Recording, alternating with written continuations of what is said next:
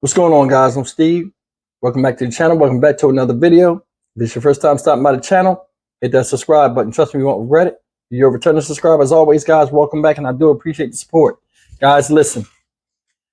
I did a story earlier about the domestic report James Dunmore's wife had filed in Durham, North Carolina, in reference to him. But there's another video from another news outlet that dropped a serious clue that I never caught or even thought about. And it goes into details about the report that the other article I showed you in my last video did not publish. I want you to take a look at this. It's about 2 minutes. The beginning, you're going to hear a lot of what you heard, but pay attention to what is said at the end in those documents. Check this out. Right, now to a major local breaking development in the case of a missing Moore County woman, Alicia Watts. You've seen her image, and within the last hour, WRAL obtained a domestic violence protection order filed against James Dunmore, her boyfriend, and a person of interest now in Watts' disappearance. Now we've learned just 3 months ago, a Durham woman filed a protective order against Dunmore. And WRAL's Chelsea Donovan is joining us live outside the Durham courthouse with more on this. Chelsea. Lena, that file that was inside of a Durham courthouse here details one woman's account of James Dunmore, where she says he had a history of violence with her, including kicking, choking, and punching her, as well as telling her multiple times that he would murder her. This protection order was filed in April and granted on May 23rd. However, it was during this time the family and police have stated that Alicia Watts was in a relationship with James Dunmore. Let's show you some of the narrative that was filed here from this woman in Durham who took out that protective order. She writes, "The defendant previously had been physically violent to me on multiple occasions, grabbing my neck and holding me down, hitting me in the face, holding me down until I couldn't breathe, driving erratically like he would kill both of us, among others. The defendant has made frightening statements that made me fear for my life. He said twice he should murder me." We drove across the state line to where his mother lives in Lane, South Carolina. We were on the street she lives on. He turned around and headed back to North Carolina. He purchased a room with his debit card and sexually assaulted me.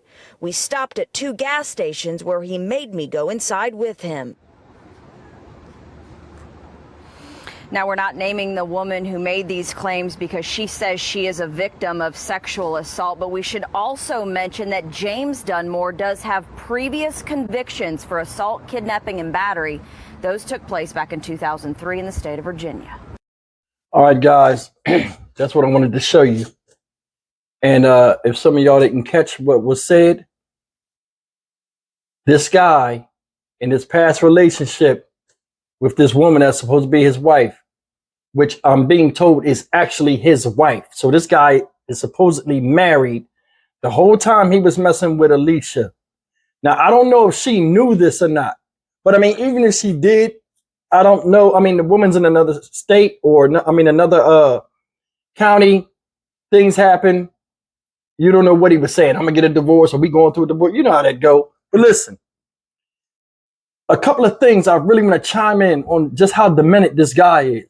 And I mean, I've been around this type of dude, so it's like a lot of the stuff I said, I still stand by. And this is proof of it. He took the girl, got upset with her, threatened to do bodily harm or fatal harm to her. I'm trying to watch my words because YouTube be acting crazy. And started driving erratically, like he was going to do something to both of them. Self-sacrifice. I'm going and I'm going to take you with me. A bunch of crazy stuff. Notice he was driving the car. Again, a control thing. Now check it out. In that thing I really wanted y'all to hear was this. What did he do? Told her I should kill you. Drove her across the state line to Lane, South Carolina, where his mother is. Now, I want you to pay attention.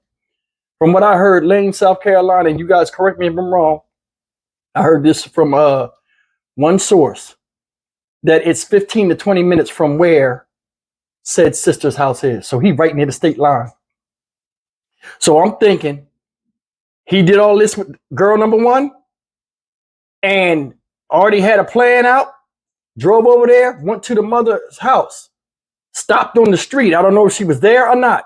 Stopped on the street, circled out of there, took her to a motel where he violated her.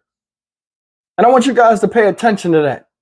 Then he got done with that, went to a couple of service stations, made her get out the car and go in there with him so she couldn't tell.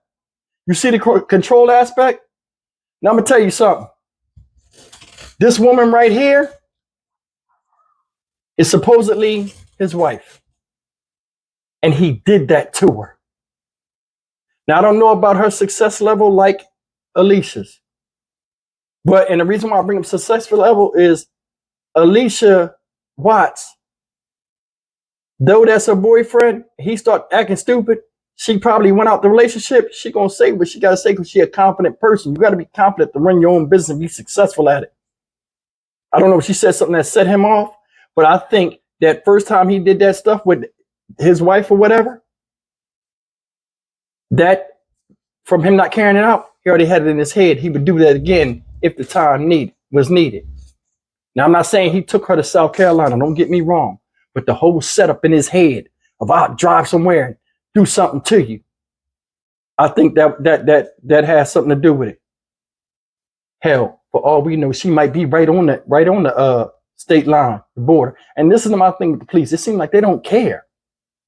I mean, I know you want to be quiet and stuff, but I mean, you still got to put an APB out. That's normal police work. This guy right here is a problem to women. I mean, look at all the stuff he's done. He got a history in the other states. He did it. Out here, he got married. Thought his life would change. Same shit. Now, I'll tell you something. A lot of people saying, oh, this is from 2005, 2006. If it's in you, it's in you. You know, a lot of times, us in black community, we don't call the police. We just have problems with people, and then we just get rid of them, or they just go off on their own. You know what I'm saying? So between them times and now, he might have did this shit countless times. In fact, I'm sure of it because he's a habitual abuser. He is. I mean, seriously, I got into an argument one time with a girl, a friend of mine, and she wouldn't stop, you know, and we started wrestling over I don't know if it was remote controllers. It was something. But we just started wrestling. Like, I'm like, stop. That's all I can say is stop. I can't hit her. You know what I'm saying? I don't want to hit her. And she's smaller than me. I'm 5'10", she's 5'4". She hauls off and goes to reach in. We both hit heads. My forehead hit her in the mouth. Bust her shit wide open. She fall on the bed like, I felt bad. I mean, I felt really bad. Like, I felt as though I hit her. And I just gave it to her like, here, man, damn. You know what I'm saying? But I mean, like I said, it didn't have to come to that. But I mean, just the overwhelming feeling of just, you know, guilt that I had, even though I didn't do anything. And just like, you know, from a standpoint of me moving quick, just that enough power was enough to make her fly on the bed and hurt her. Women ain't built for battle. You understand what I'm saying? And this guy just beating on motherfuckers like that. That's unacceptable, man.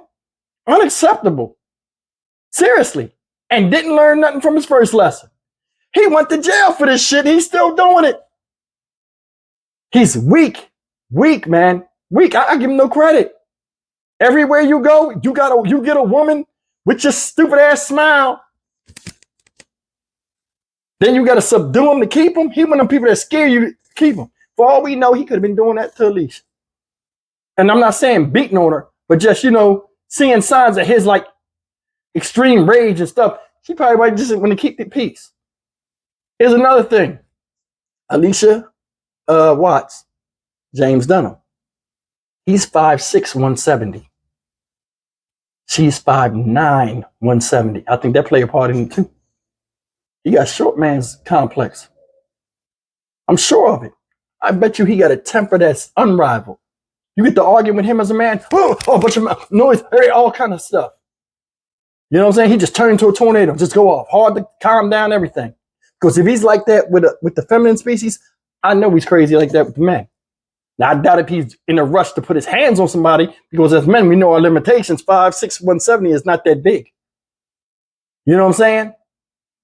But I mean, seriously, like I said in my other story, he got family, mom right there, sister right there. He left all his stuff and left. Somebody's enabling him right now. And my thing to Charlotte Mecklenburg police is, what are y'all doing? You got cadaver dogs. You got all kind of stuff.